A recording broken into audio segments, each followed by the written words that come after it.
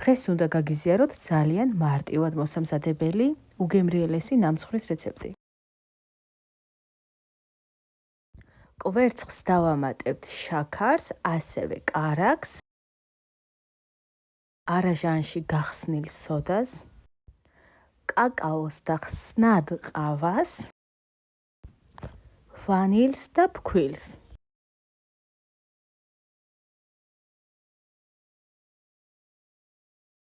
ცომს კარგად დავამუშავებთ სამუშაო მაგიდაზე და გავყოფთ 10 ნაწილად.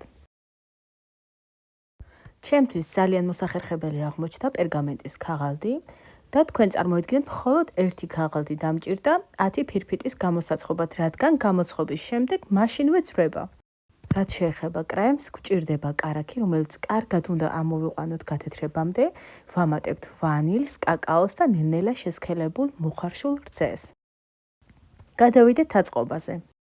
როცა ბოლო ფენას დაადებთ, ზემოდან ხელით კარგად დააწექით, რომ მივიღოთ ლამაზი ფორმა, ზემოდან მოვახეხოთ შოკოლადი, მოვაჭრათ გვერდები, რომ ნამცხვარი კიდევ უფრო გავალამაზოთ და ნარჩენები მივართოთ ოჯახის წევრებს.